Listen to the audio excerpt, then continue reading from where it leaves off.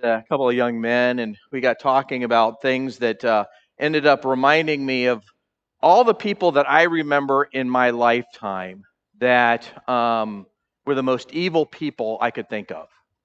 I know it doesn't sound like a very encouraging topic, and it was rather heavy. And there's a lot of people, unfortunately, right, to be talking that about. I mean, I could say Osama bin Laden and all the terrorists, the 9/11 terrorists who flew those planes into the buildings and killed so many people. There's Saddam Hussein. There are mass shooters at schools and churches. A lot of different people that could have come to mind, but that's not who came to mind. Instead, the person that just popped into my head was this man. Anyone remember him? Jeffrey Dahmer, right? He murdered 17 men between the ages of 14 and 33 over 13 years. And then on top of that, he defiled their bodies by dismembering them. He did necrophilia and even did a little bit of cannibalism as well. I mean, when I heard that happen in the mid, well, I guess it was the early 90s, he had did it for the previous 13. I mean, it's just like, wow, we are living in a godless time. I mean, he ended up being convicted of 16 life sentences, not without the possibility of parole, the equivalent of 941 years, almost a millennium for just the gruesomeness of what he had done. And when they talked to him as to why he did it, this is what he said.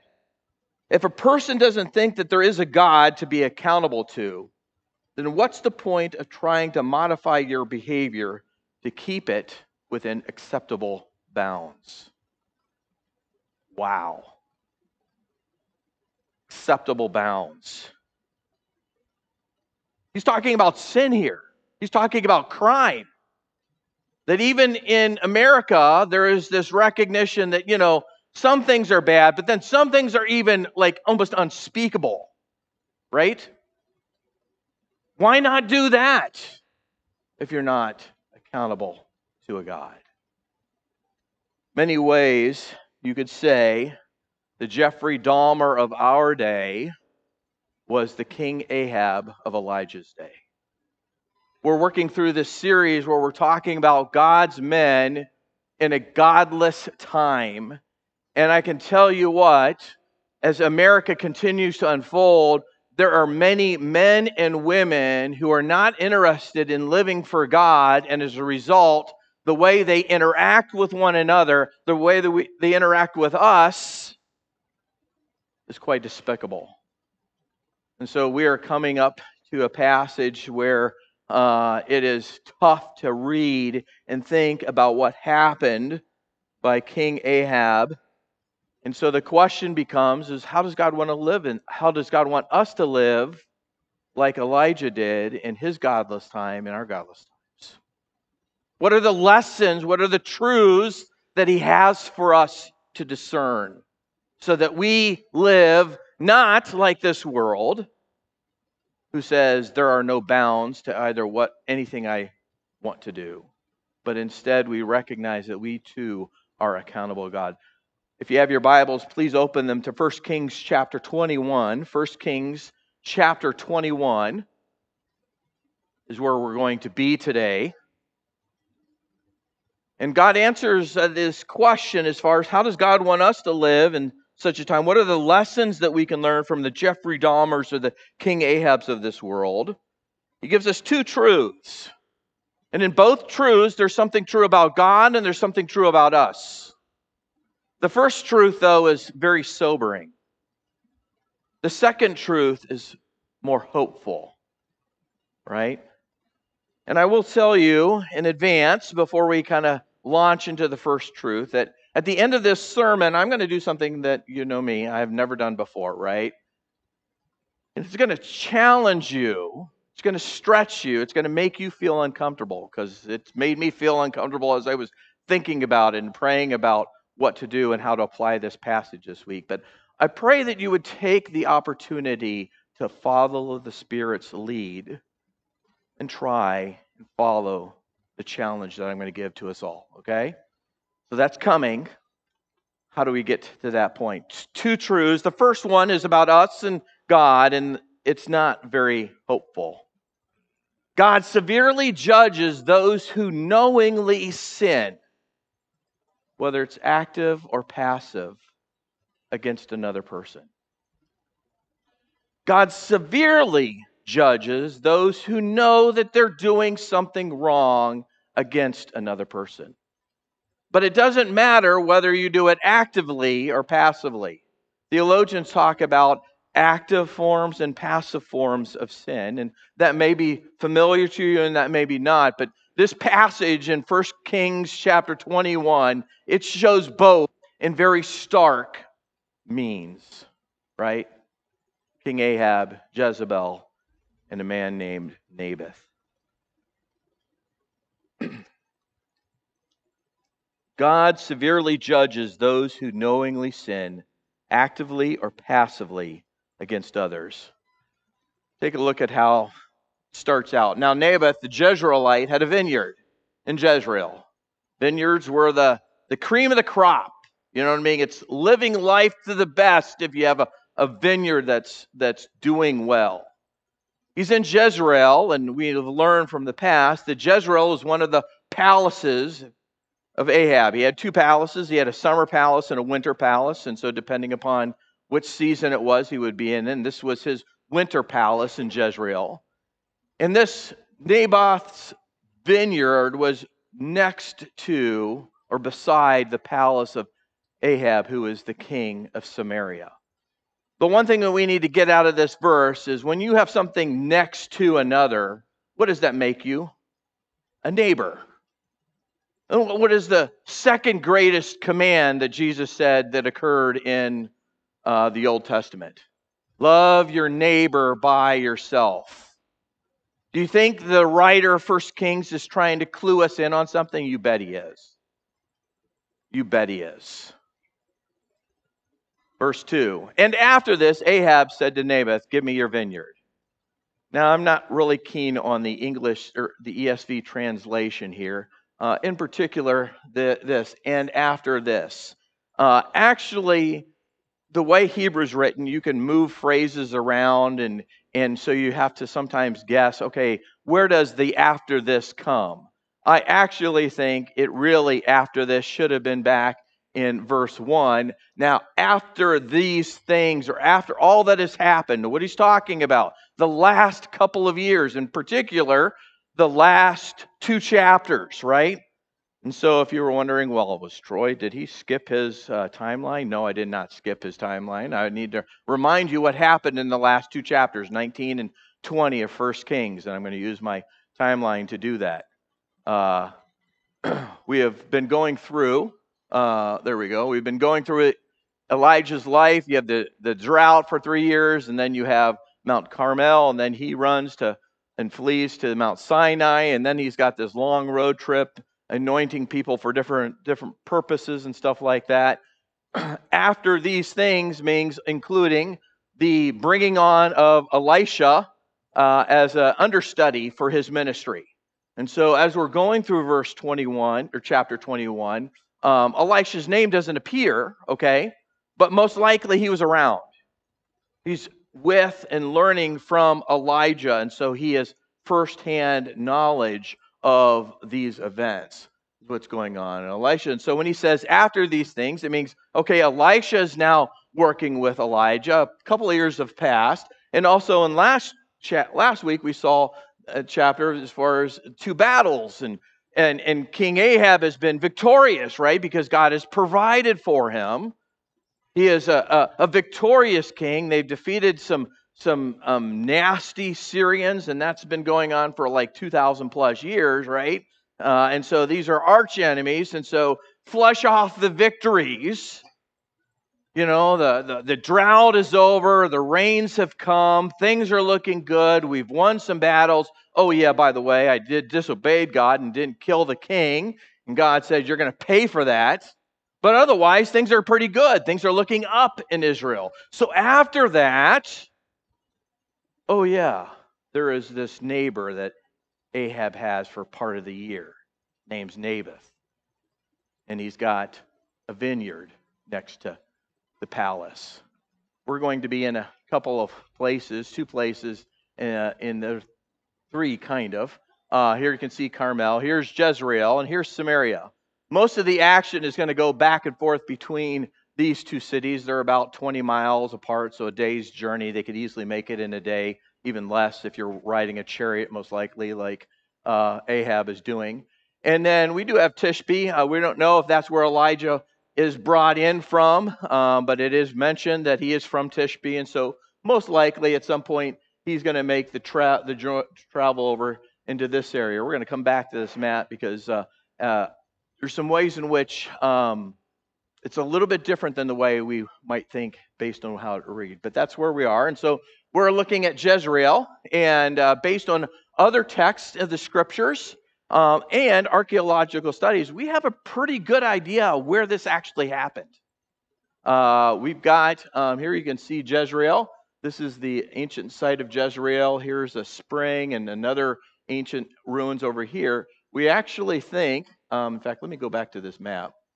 What we're going to do, like if we were the drone from these pictures, we're going to be flying in like this and then coming back. That's how we're going to be doing it, all right? So just so you know, we're coming in from the northwest, as it were. We're looking down here, and we believe, based on a lot of different reasons, Naboth's vineyard is right here. Let's zoom in. We're still looking southeast. Here you see some of the ruins of Jezreel, and to get a closer picture from the air, it's right down in here. Now you're going to actually be standing in Jezreel, looking down, and it's just like a little over the ridge is kind of what we're looking at. Now we're up above, and here you see the spring, and then there's more ruins.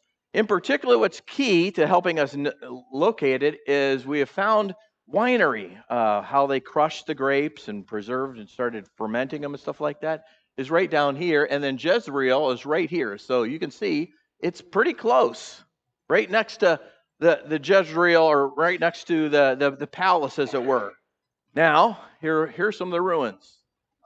This is where they would ferment the vats. This is where they would stomp on the grapes. And you'll see here, you see this little, the grapes, they stomp on them, and then it would go into the vats, and that's where the vats would ferment. If you get a little bit closer up, here you can see a channel and another fermented vat. So this is that's what they do. They would stomp on the grapes. The juices would run into these vats. They let it sit there, let it ferment, and then they would, cup it out, or, pitcher it out and take it home, kind of an idea. And the juice would run down there. So now we're kind of down here at Naboth's vineyard. Here you can actually see this is some of the ruins of the winery, and then up here would be Jezreel, and then looking from basically, we're in the air, but looking up from that direction, from the southeast, you can see the gates, corners, and stuff like that of this palace city. So that's where this is happening. All right, so you got a good picture. One last picture is here is an currently growing grapevine in the ruins of Jezreel. You think God's trying to remind us of something? If he's still having grapevines going, I think he is. Trying to remind us of 1 Kings chapter 21. After this, Ahab said to Naboth, "Give me your vineyard. I want it." When a king wants something, what do you think goes through the mind of the average citizen in that day? King wants something. He's probably going to try to get it, right? Give me your vineyard that I may have it for a vegetable garden. Kind of an interesting thing. The word vegetable, it doesn't occur. It only occurs maybe 3 to 5 times.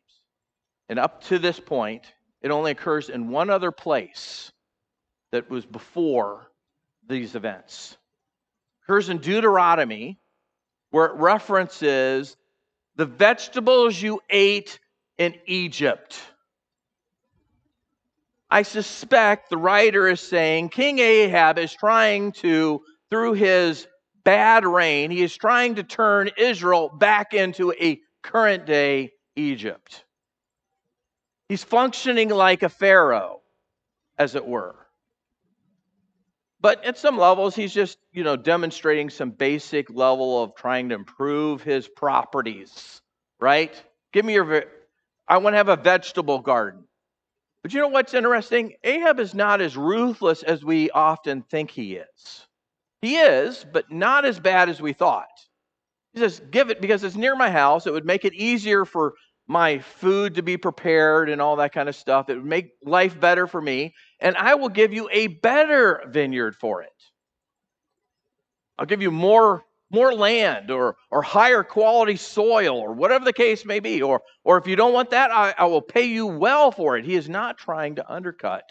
He's like, you know what? If your vineyard's 10,000, I'll give you 20,000 for it. He's not trying to, quote, steal this vineyard. I will give you its value in money. That's what Ahab says. He wants this vineyard for himself. There are some of the kinds of vegetables that the Israelites would eat in Egypt. That's what Ahab is trying to gain. But Naboth says to Ahab, the Lord forbid. I can almost say it this way, it's like hell no, okay? I mean, when someone says the Lord, absolutely not that I should give you the inheritance of my fathers. We don't know a lot about Naboth, but just based on this, many think he was a righteous man.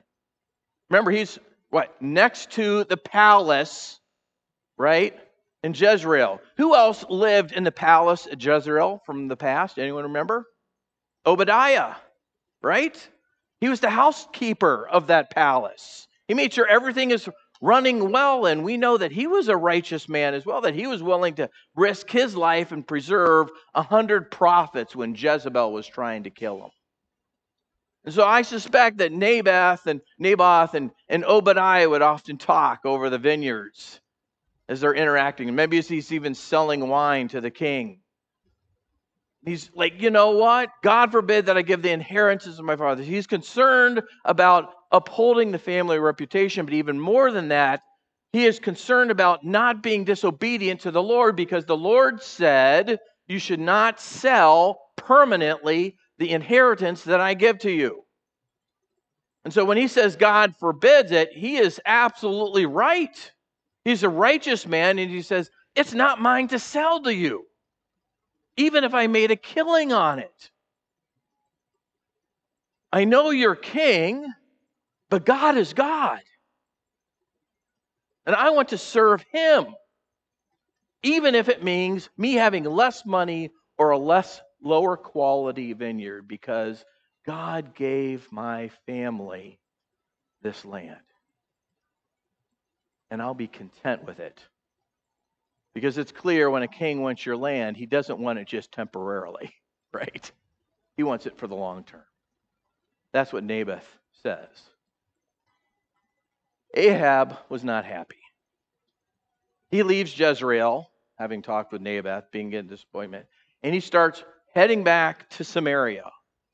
And as he's heading back, he is vexed and sullen, the exact same words that were used at the end of chapter 20. He's rebellious, stubbornly rebellious. He's like, oh! You ever get like, oh! But he's also agitated, like, oh, I can't believe this. I mean, he is just, locked in. Sullen and vexed because of what Naboth the Jezreelite had said to him. For he had said, I will not give the inheritance of my fathers. So he lay down on his bed and he turned his face away.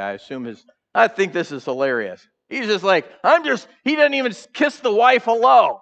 I'm going straight to the bedroom, laying on my bed, turns his face away and doesn't want to eat. Jezebel's wife comes to him and says, why is your spirit so vexed and you are not eating any? Why is your face so upset? Interesting, we actually have uncovered this is an actual Egyptian pharaoh king bed, which is probably very similar, predates actually Ahab. So he was probably laying something like this, and if the wall's here, he's hunched on his side, looking that way, vexed and sullen, his face is all distorted. And his wife, having lived with him now for many years, knows Ahab quite well. She pulls out her camera. She says, "Honey, why are you so upset?" And as soon as he turns around, she snaps a picture, and this is what she sees. I mean, he is upset. This is actually a Greek actor's mask for the kind of emotion that's being talked about here. All right? He's ticked. He says this. He says to her, "Because I spoke to him, Naboth the Jezreelite, and said to him, 'Give me your vineyard for money, or else if it pleases you, I will give you another vineyard.' And he answered, 'I will not give you my vineyard.'" Now, is that a truthful statement? It's truthful, though. Huh?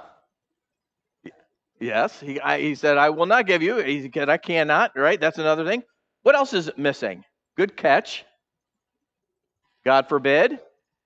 What else is missing? The inheritance of my fathers. King Ahab knows who he's talking to, right? He knows that she does not care about what God's word says, right? She doesn't care at all. And knowing that, he decides to withhold some information. He just makes it sound like the guy is being a jerk rather than being obedient to the Lord and following after his. Right here, you have an example of some passive disobedience and sin. Is he being truthful? Yes. But is it all the truth? No. He's already, I think, trying to manipulate the situation because he knows the kind of woman he married. He's already trying to steer things into his favor so that he can have, quote, as we like to say in our American politics, plausible deniability. Right? I didn't do that. I'm surprised that happened. All up front.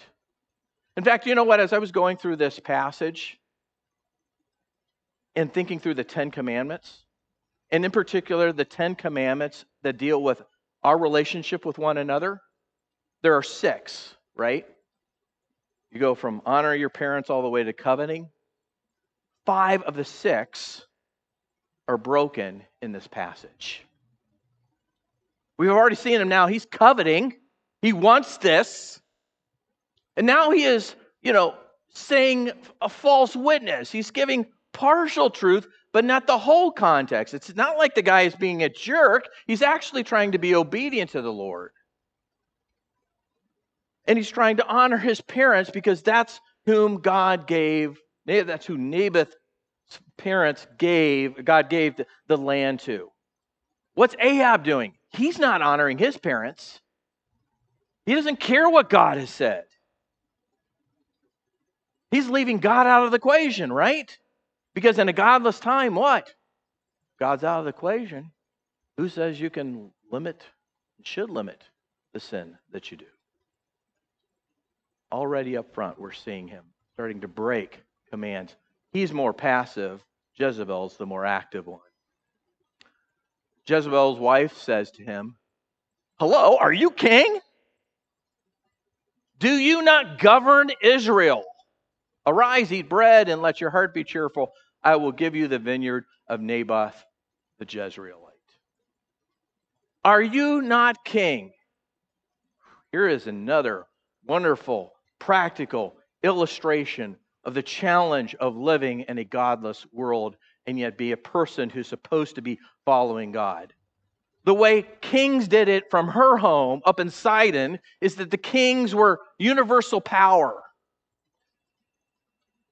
In fact, the kings were supposed to subserve the gods, but in many ways they expressed the God's will.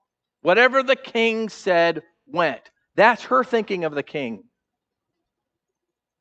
Ahab, though, is an Israelite.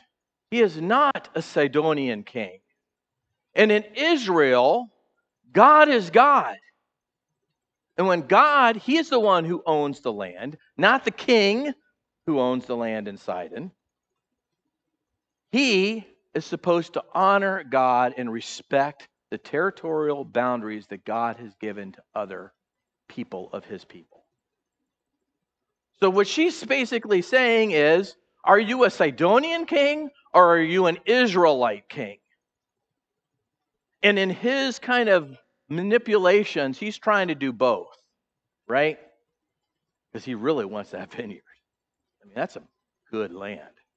I can grow a lot of good vegetables there. I could eat really well. And after all, I was very fair, more than fair to Naboth. I'm not taking anything. But yet he lets his wife, passively, he allows her to do the very things I suspect he wanted done all along. So she says, be cheerful, eat bread. You're going to get it. Don't worry. If he were a true Israelite, if he was truly a person who's following after the Lord, he would have recognized something in this statement. I suspect he would have recognized the whole dynamic between Adam and Eve. Right? And this is not a gender thing, by the way. It does go both ways. You see it in the scriptures. In this case, it just happens to be the woman, in this case, who is tempted, and the man who doesn't do a thing. He does not do what he knows God wants him to do, and that is to say no. If he were truly a king, in many ways, if he were truly a king of Sidon or Israel, he would have said, wife, I've got this. I'm going to do what God asked me. No, I'm not asking you to do anything. Just stop right there. But he doesn't. Because he's more interested in passively sinning against Naboth so that he gets Naboth's vineyard. So she wrote letters in Ahab's name and sealed them with his seal. Basically, kind of a signature here. What's very fascinating now is that apparently Jezebel had her own seals. We're not absolutely sure. Here you can see a historical seal that she could have used that actually says Jezebel. These letters highlighted in yellow is the ancient Hebrew form for Jezebel that spells Jezebel. It was an extremely uncommon name. We've kind of dated it to this time. This actually could have been hers. The problem is we don't know how it was found. And unfortunately, in today's day and age, someone finds something, they kind of can scratch some navel, because it makes it much more valuable. So we're not sure if this is Jezebel, but it easily well could have been. Just as this ring, which says King of Israel, Ahab, King of Israel, same kind of thing. We don't know where it came from, but it says King of Israel, and it's dated to Ahab's time. She had her own seal that she could have used, potentially, but she didn't. She put it on the letters that would have looked like this. Let's go back here. She wrote letters in Ahab's name and sealed it with his seal, not hers, his. And apparently she had a fair amount of power. I mean, she killed a lot of the Lord's prophets, and apparently everyone knew that she issued it. So I assume she had some kind of a seal, but she is not trying to do that.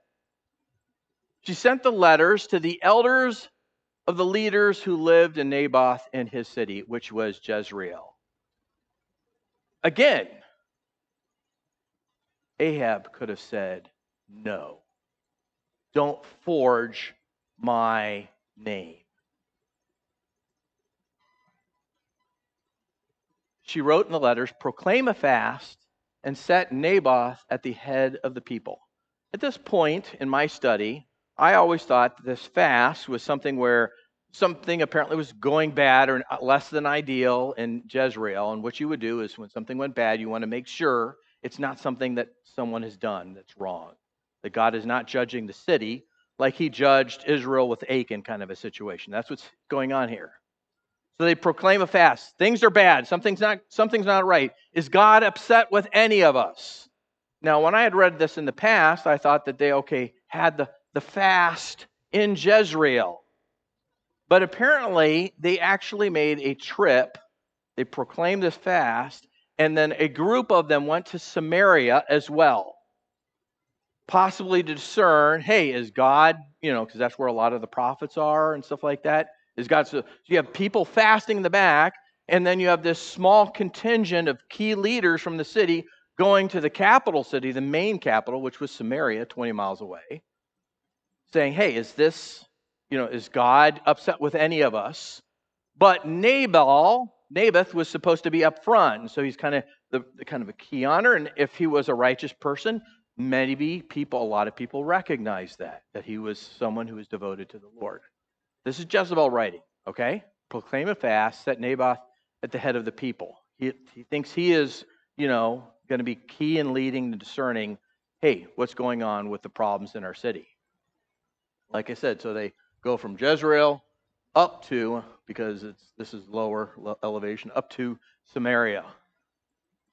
Here is Samaria. This is where the events unfold. And back then, when you had these kinds of major city meetings and interactions, it happened in the gates. It didn't go into the palace. It would have been happening at the gates. So I don't know if this is a gate here. There might have been a gate here. It could have been a gate here or a gate here. Somewhere around here is where this judicial setting ends up happening. Okay?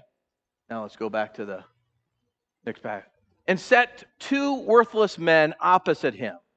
So as part of this contingent, there are going to be two worthless guys. Now, a lot of you women says, only two? I mean, come on, I've met a lot more than that. But this is a kind of an interesting technical term. In Proverbs, worthless men are people who are willing to swear falsely in judicial proceedings, provide false evidence in order to obtain a certain kind of verdict. People who don't care about the truth at all. So make sure that two people are there, but they're kind of sitting opposite as they're trying to discern, is this what God's saying? And then they are to bring a charge against him. You have cursed God and the king. I find it very fascinating how the Hebrew works here. It actually doesn't say the word curse. It actually uses the word bless. It uses Baruch here. Bless. And it's kind of a tongue-in-cheek kind of a situation. And yet the author doesn't even want to demean Naboth in essence. Or even say that God in any way, that Naboth in any way. In fact, Naboth never really did curse God and curse the king. Naboth only blessed God because he's trying to honor God. And in so doing, he's trying to bless the king. He's trying to protect Ahab from his own sin. Right? So it's kind of the inverted. But functionally, because they're worthless men, we know that they're actually claiming that he actually cursed God. One of the archaeological finds that we have is where it actually, someone says, God, would you curse, or Yahweh, would you curse someone? That's what these Hebrew inscriptions are. This is curse, and this is the Yahweh. Yahweh cursed this person. Basically, curse him. And in Exodus 22, verse 28, it says, you should not curse God nor his leaders, or the leaders of his people. And we definitely know from Mosaic law that you had capital offense if you curse God. Not sure about cursing his leaders, but at least if you curse God, you're going to die. Now remember who's writing this? Who's writing this letter with these instructions? Jezebel. You have cursed God. I thought her gods were Baal and Ashtoreth. They were. But she's writing this in whose name? Ahab.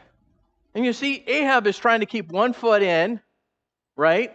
One foot in as being a good Israelite who's honoring the Lord, because the Lord now 3 times has shown him that he is God.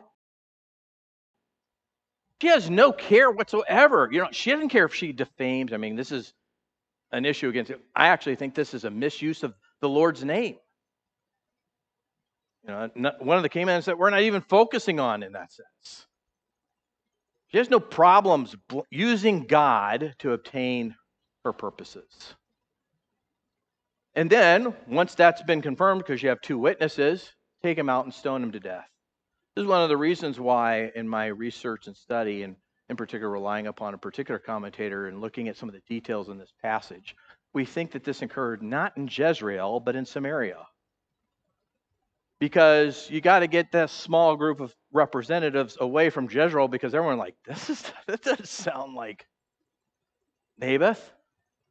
Why would we want to kill him? He's a God-honoring man. He's always done right. But up in Samaria, no one knows him. And so when they hear he has cursed God and he's cursed King Ahab, who has just won these victories, things are looking good, and man, we got to get rid of, we don't want to go backwards. Take him out and stone him. And that's what they do. The men of his city and the elders and the leaders who lived in the city, they weren't like Naboth, unfortunately. They did exactly as Jezebel had sent word to them. They followed it. He's killed. As soon as Ahab hears it, that Naboth is dead, and oh, by the way, we learn from later in scriptures, they didn't just kill Naboth, they killed all of his sons as well.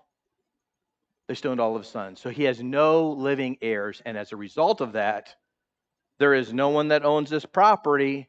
And now, legally, under Israelite law, it can go to someone else. And in this case, guess who takes it? The king. Ahab happily rises, essentially, goes down to the vineyard. Naboth, the Jezreelite, takes possession of it. Then the word of the Lord came to Elijah the Tishbite, saying, Arise, go down, meet Ahab, king of Israel, who is in Samaria. Notice he's in Samaria. Behold, he is also in the vineyard of Naboth, where he has gone to take possession. And you shall say to him, Thus says the Lord, you have killed. Now this word, I wish the ESV had translated differently. There are many different words for killing in Hebrew. This is the one murdered. This is the do not murder of the Ten Commandments. So there's another one that was murdered. Vineyard was stolen. The only thing that was missing here is sexual adultery. He's broken 5 of 6. She commits them actively. He lets her. Because they're both trying to work together to obtain their own selfish desires. You have murdered him. And you have also essentially stolen his property. Sounds like King David, right? Very similar. And you shall say to him, Thus says the Lord, in the place where the dogs licked up the blood of Naboth, shall the dogs lick up your own blood. This becomes key because later we see that next chapter, when Ahab is killed in battle, they take his body back to Samaria. And the blood drips out of his chariot. And that's where the dogs lick it up. So that's why we think it's actually Samaria, not Jezreel, where most of these events happened. Dogs licking up your blood, I mean, that's humiliating, right? That's what God's saying. I'm going to judge you. I'm going to humiliate you. You're going to die. Yeah, your body's going to be buried, but you know what? Dogs are going to lick up the blood.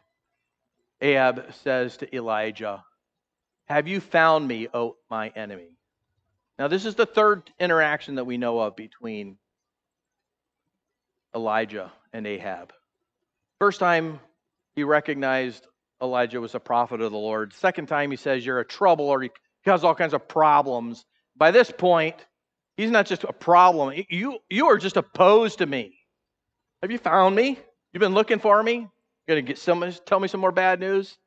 Have you found me because you have sold? I have found you because you have sold yourself to do what is evil in the sight of the Lord. You thought you were buying property. Instead, you were selling your soul to sin. And basically, the imagery here is you have enslaved yourself. That's not a king. A king does not enslave himself to sin. That's evil. I think it's interesting he has to add, in the sight of the Lord, right? Because when you live in godless times, the word evil gets used a lot. But a lot of times, evil is not what God says is evil. We see that a lot today. It's really evil in the sight of the Lord. Behold, I will bring disaster upon you. I will utterly burn you up. I will cut off from Ahab every male, bond or free. Okay, that's the same phrase, those who pee on a wall kind of a thing, right? Remember that from a couple of chapters? I am wiping out now the entire lineage of Ahab. Everyone is going to die. There's not going to be one survivor left. You're trying to get yourself a vegetable garden, and all you're going to have is basically anything that grows is just growing off the remains of your family. And I will make your house like the son of Jeroboam of Nebat, same as the house of Baasha, son of Ahijah, for the anger for which you have provoked me, because you have made Israel to sin. In this passage, we see how Ahab made people to sin, right? He didn't quite tell the truth to his wife. He didn't stop her. And as a result, who is also complicit in this? The leaders of Jezreel. They have sinned too. And God's going to judge all of them as a result, because God takes sin seriously, especially sin against one another. And oh yes, Jezebel. I haven't forgot about her either, the Lord says. The dogs not just going to lick up her blood, but they're going to eat her remains within the walls of Jezreel. What I find very interesting is this is a greater form of humiliation, right? I mean, she didn't even get a proper burial. I mean, and that was bad news. That was God's curse in that day. Ahab, he gets a longer condemnation. He should have known. That's one of the reasons why I think God started with Adam instead of Eve. He should have known. He let it happen. But God still deals with the sin of people, whether you're a Jezebel or an Ahab. And anyone belonging to Ahab who dies in the city, the dogs shall eat, and anyone who dies in the open country, the birds of heaven shall eat. No one of Ahab's descendants are going to get proper burials at all. That's the first truth. God severely judges those who knowingly sin, whether it's active or passive, when they sin against others. But there is hope in this passage. This is the second truth. God willingly gives mercy even to the worst sinners who only or merely humbly regret their wrong. God willingly gives mercy to the worst sinners who only humbly regret their wrong. It's really interesting in this passage, these next two verses, I thought initially were wrongly inserted. It should have occurred the last two verses, not two verses before the last three. The writer, I think, having studied this, knew what he was doing. Duh. He's under the inspiration of the Holy Spirit. He brings back something he talked about when he first introduced Ahab.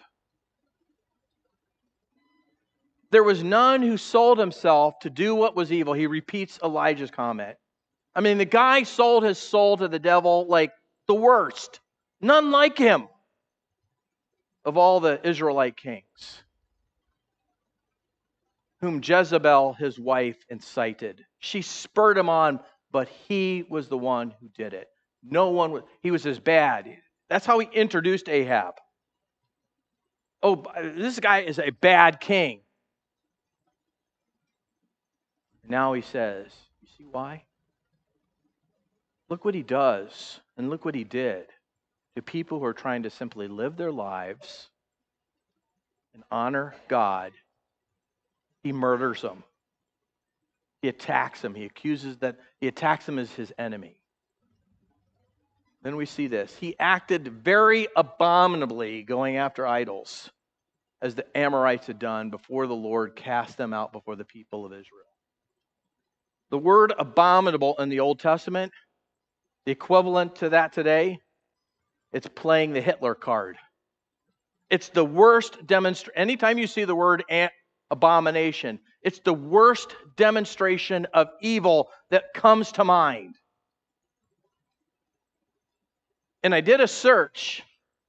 There is no king, north or south, in all of Israel that is said this, that he acted very abominably. That's the kind of evil King Ahab. Now, why did I say it? It seems to be out of place, and yet it really isn't. He's trying to remind us something. This is the worst king. This is the Jeffrey Dahmer of his day. This is the Adolf Hitler of his day from the Lord's perspective. Keep that in mind when you read these last 3 verses. When Ahab heard those words, he tore his clothes, put on sackcloth on his flesh, and fasted and lay in sackcloth and went about dejectedly. The literally there is slow. He is just like in mourning. He is filled with regret for what he has done. Now, in my Bible, it often says this is Ahab's repentance. This is not Ahab's repentance. He does not change course, as we'll see in the next section. He still doesn't give 2 bits about what God and his prophets tell him. But he does feel bad about what he did. He does regret murdering and stealing Naboth and his vineyard. I mean, he is truly, genuinely regretful and sad. He humbles himself. And look how, again, this is the Jeffrey Dahmer. This is the Adolf Hitler. This is the kind of God we claim to worship. Look how God responds. And the word of the Lord came to Elijah the Tishbite, saying, have you seen Ahab, how he has humbled himself before me? Because he has humbled himself before me, I will not bring the disaster in his day like I was planning. I was planning on wiping out his entire lineage in front of his very eyes, but I'm not going to do it. I'm going to show him mercy, and it will bring that disaster upon his house in his son's days. When God sees a humble confession of sin, he does not care if it comes from Jeffrey Dahmer. He doesn't care if it comes from Adolf Hitler. He doesn't care if it comes from King Ahab. Guess what? God is merciful. It doesn't matter how bad you are. He is willing to forgive. He's willing to demonstrate mercy. And I really do think in this passage, God forgives Naboth, or forgives Ahab for what he did to Naboth.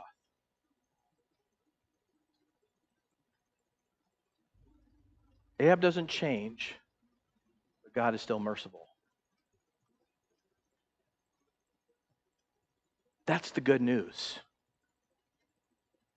about a vineyard. How do we take this home? How do we apply this? Humbly seek God's mercy for sinning against others. Humbly seek God's mercy for sinning against others.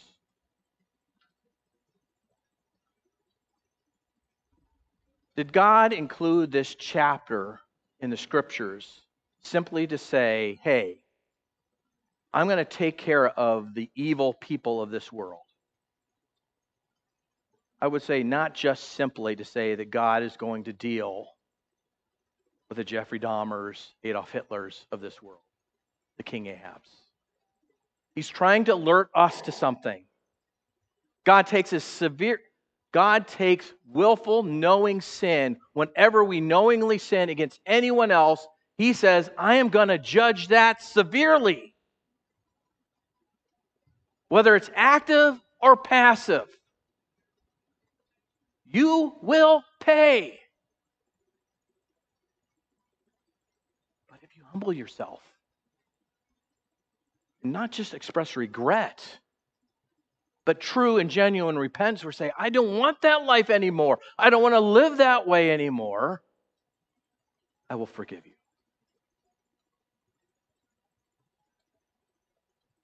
We're taking part of communion today, right? Humbly seek God's mercy for your sins against others. One of the key passages on communion is what? 1 Corinthians chapter 11. What does Paul say at the end? Whoever eats this bread, drinks this cup of the Lord in an unworthy manner will be guilty concerning the blood and body of the Lord. Let a person then examine himself, and so eat of the bread and eat of the bread and drink of the cup. For anyone who eats and drinks without discerning the body eats and drinks what? Judgment on himself. Paul says God takes sin seriously, and he will judge it seriously. But what's the sin that's going on here in Corinthians? It was sin against one another, right? I don't have time to kind of unpack it all, but basically they were attacking one another in the church. And Paul says, hey, wait, stop. Before you have this, the bread and the juice are just bread and the juice, but what are they real? They're symbolizing what Christ has done for you. Don't take this flippantly, but evaluate how you have treated people in your life. Is it any wonder that God allowed and gave Naboth and his family land upon which you can grow a vineyard?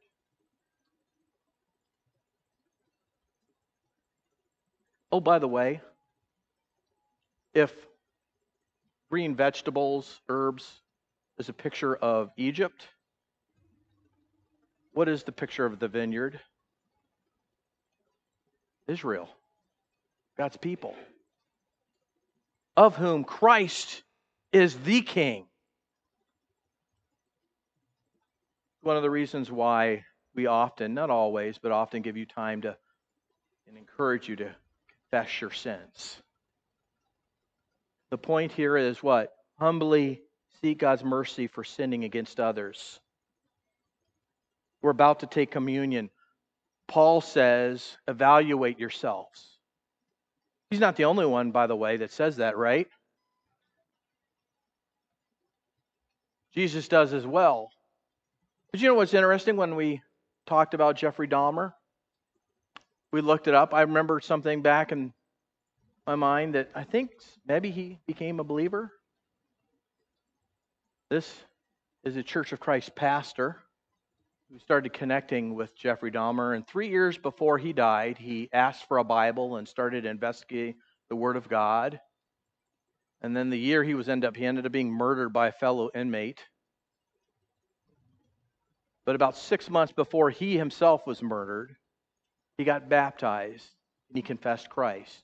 And one of the things he said to this pastor, after reading scriptures and seeing how God called for the capital punishment of those who commit murder, he asked him this question. Dahmer asked if he was sinning against God by continuing to live.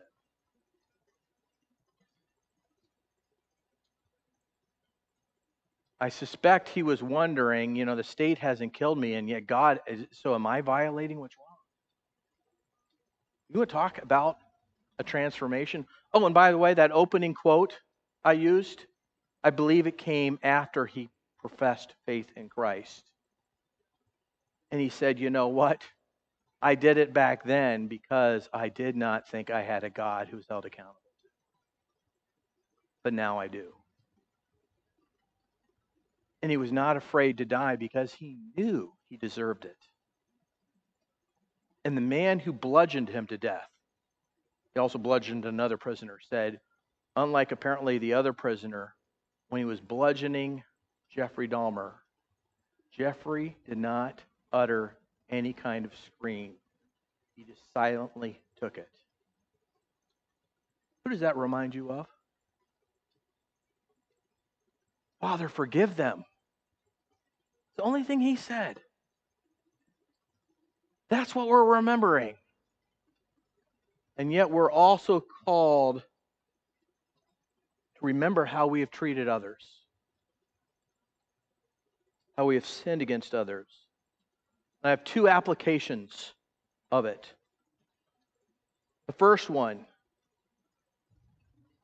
is confess your sins to God for anything that you've done wrong against another person. Taking the 6 Commandments on an active form, disobeying parents. Did you do that this past week? Confess it.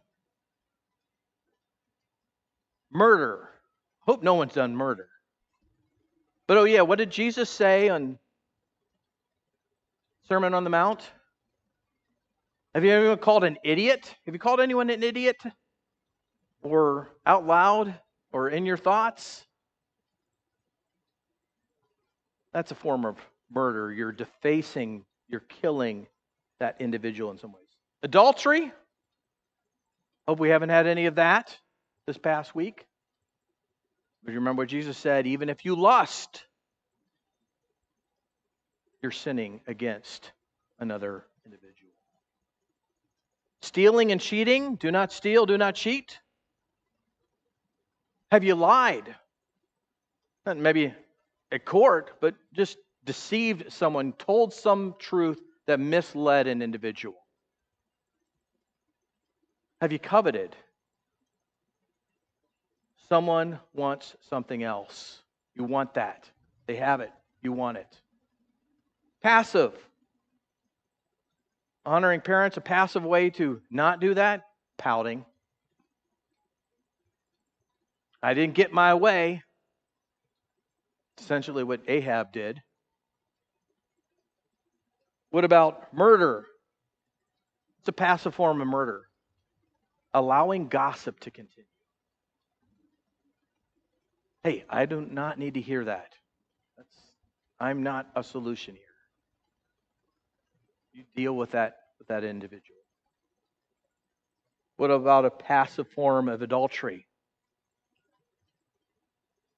Ever been watching a movie or a television show or a play? You just don't turn it off. Or you don't get up and leave. You just want to let it you're not after it. You didn't know that it was there, but now you do. You let it continue. Stealing and chilling. Stealing and chilling. A little verbal dyslexia there, huh? Stealing and cheating. What's a passive form of that? Here's one for you. Have you ever borrowed something you haven't returned? Did you intend to steal it? No.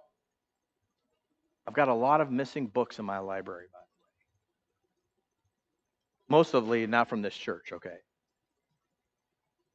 But it's the same thing. Show care and concern for another person's property. Have you returned something? What about passive form of lying? Withholding all the truth. Allowing a person to be misinformed even though you know the truth and you could correct it. Jacob did that. It's called a lie in the scriptures. And then coveting, that was the one I was struggling with, and I'm like, oh yeah, duh. Passive form of coveting. Jezebel, she let her husband covet. And he let her obtain what he wanted. I often use my sister to obtain things that I wanted so that she would get the act of disobedience. You know what I mean? Still coveting, still sin. At the end of this message, I'm going to play a hymn that I selected because it highlights a desperate prayer for God, forgiveness, and desperate prayer for strength in living in a difficult world. And ultimately, when I come to the end of my life, may I live for you even in my dying day. During that hymn, I'm going to encourage you to just clean the slate, as it were. Confess the sins that you've committed against others because you know.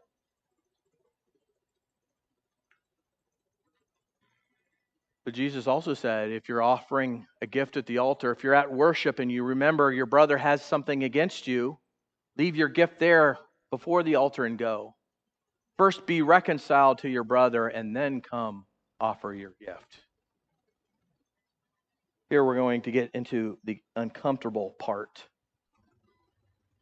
What I'm going to ask you to do, as that song is being played, there's a video, you'll have words on it, is before you confess the sins to God, if one of those sins is against someone in this room, I'm going to have us all stand, and as that's playing, I want you to go over to that person, and in one sentence, it's not a long drawn out thing. Name, would you forgive me for doing or saying blank? That's what Jesus calls us to do. If you're aware that someone has done that, you've sinned against someone, you know it, and you have not asked for forgiveness yet, I'm going to give you the opportunity to do it. But it's not just you. I want us all to do something. Maybe there's no one in this room that you currently have anything sinned against. You haven't, said something mean to a brother or disobeyed a parent or yelled at a spouse or whatever the case may be. I suspect you have sinned to someone in the past, and I want you to go to that person as well and say, I know we've dealt with it, but I need to practice confessing my sins. Would you forgive me for doing blank? And if you're a stranger and you don't know anyone here, feel free to just say, hey, I want to practice on you or someone else that I need to talk to. Just one person. Where you say, whether for practice or for need, Laura, forgive me for just angrily shooting down your idea of an event.